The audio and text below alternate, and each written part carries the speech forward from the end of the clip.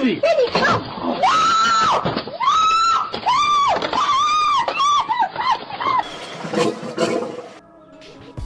mga wild animal ay dapat naninirahan sa malalayong lugar, sa mga forest, mountain, at mga lugar kung saan hindi dapat nakikialam ang tao. Ngunit mayroon talagang isang tao na nag-iisip na magandang ideya ang guluhin sila, pero hindi nagpapatalo ang kalikasan. Ang mga wild animal na ito ay hindi sanay sa tao, hindi sila nasa zoo. Wala silang pakialam sa mga Instagram likes mo. Sila ay mabilis, malakas, hindi mahuhulaan at meron silang milyong-milyong taon upang maging delikado. Kaya ano ang mangyayari kapag may isang ordinaryong tao na nagpasya na lumaban sa kalikasan? Tingnan natin.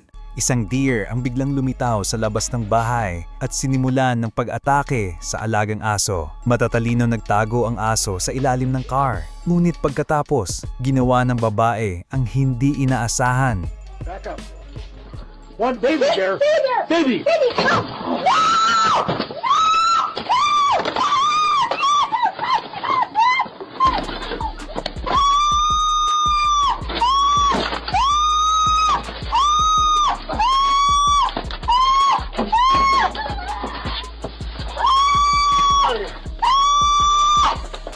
Sinubukan niyang labanan ang deer. Hindi maganda ang naging resulta dahil ang mga deer ay hindi malaliit na alaga mula sa forest.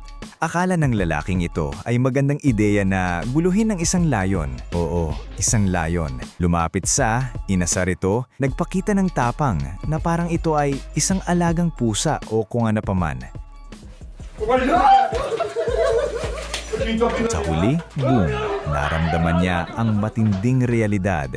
Sa isang lugar sa India, biglang lumitaw ang isang leopard at inatake ang isang lalaki. Ngulit sa sandaling tila tapos na ang laro, isang grupo ng mga ligaw na aso ang lumitaw na parang ang Marvel Avengers. Inahabol nila ang leopard na parang may utang ito sa kanila. Nakaligtas ang lalaki, nanalo ang mga aso at ang leopard siguro ay kino-question ng bawat desisyon sa buhay na ginawa niya sa araw na iyon. Ang kalikasan ay ligaw pero mas ligaw ang mga asong kalye.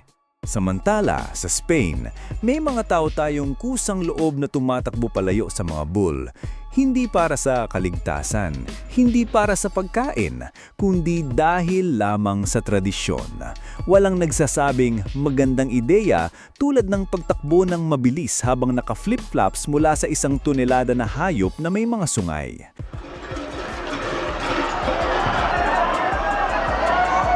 Kung meron mang nakakaalam kung bakit nila ito ginagawa, mangyaring ipaalam sa amin sa comment section. Narito ang isang pagtatangka ng isang leyon na takutin ang mga taong ito at posibleng gumawa ng mas masahol pa.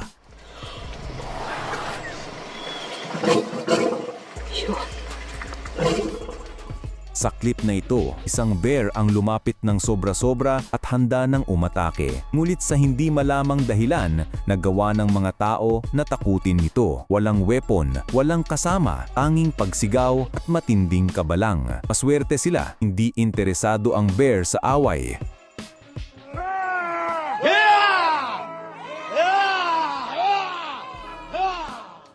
Hawak ng isang kangaroo ang isang aso sa headlock. Hindi hinahabol, hindi sinisipa, talagang nakikipagbuno na parang nasa isang cage match. Halatang nahihirapan ng dog at bigla na lang sumugod ang may-ari na parang papasok sa octagon. At pagkatapos, boom! Isang malakas na suntok sa panga ng kangaroo. Walang pag-aalinlangan. Natigilan ng kangaroo. Makikita ang pagkalito sa mga mata nito na parang, sinuntok ba talaga ako ng lalaking ito? Pagkatapos ay dahan-dahang lumayo ang kangaroo at sinimulang suriin muli ang buong pag-iral nito. Ang aral ng kwento, huwag mong guguluhin ang aso ng isang tao.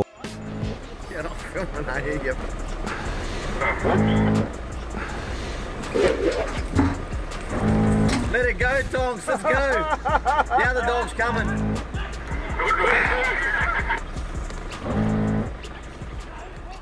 At pagkatapos, meron tayong ganitong sitwasyon. Isang babae ang medyo lumapit sa isang elephant marahil sinusubukan kumuha ng perpektong itrato para sa Instagram. Ngunit ang elephant hindi nagpaligoy-ligoy. Sa isang mabilis na galaw, pinatumba niya ito sa lupa at hindi para sa laro dahil lang ayaw niyang bitawan ang kanyang phone. Oh my gosh!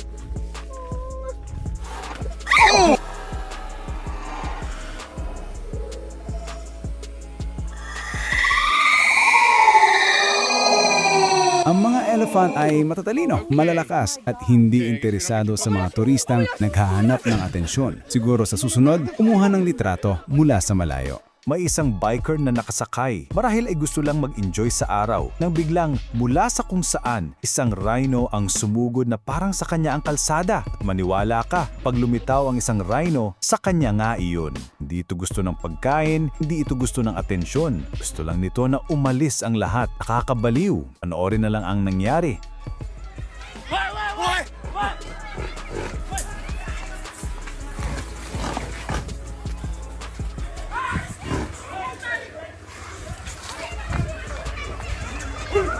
What?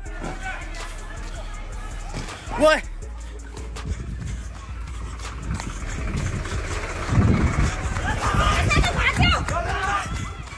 Ngayon, narito pa ang isang sanggol na rhino. Mukhang itong walang pinsala sa ngayon. Isang mausisa na maliit na nilalang. Sinusubukan takutin ng mga taong ito. Ngunit naiisip mo ba kung ano ang gagawin nito kapag lumaki na? Itong lalaki ay nangingisda. Sa wakas ay nakahuli siya ng isang desenteng isda. Buong pagmamalaki na itong ipinakita. Ngunit habang nilalasap niya ang kanyang malaking sandali, bigla isang sea lion ang lumabas mula sa tubig na parang may misyon. At hindi lang para batiin siya. Ay nako, dumiretso ito sa isda. Sinunggaban niya ito sa ere at halos hilahin ang lalaki sa karagatan kasama nito. Sinubukan niyang lumaban, ngunit huli na ang lahat. Wala na ang isda. Hindi na lumingon ng sea lion, lumubog lang ito na parang matagumpay na nakahuli. Kung nangingisda ka malapit sa mga sea lion, hindi ikaw ang pinakamataas na maninila. Saka lamang delivery guy.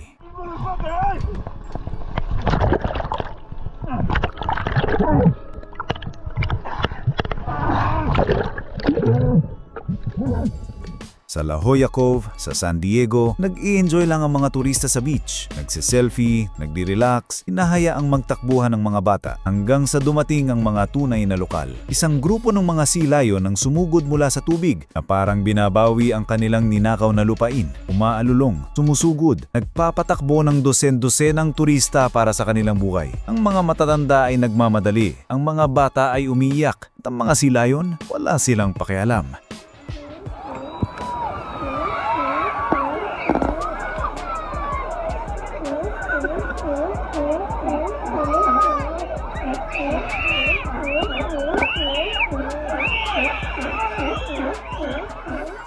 Ang maliit na kuting na ito ay mukhang cute ngayon. Ngulit hintayin mo lang, mayroon itong puso ng isang layon. Tingnan mo kung paano niya subukang kagatin ng tao na parang pag-aari niya ang lugar. Maliliit na kuko, maliliit na ngipin, malaking saloobin. Hindi ko alam sa'yo, ngunit lalayo ako sa hinaharap na troublemaker na ito.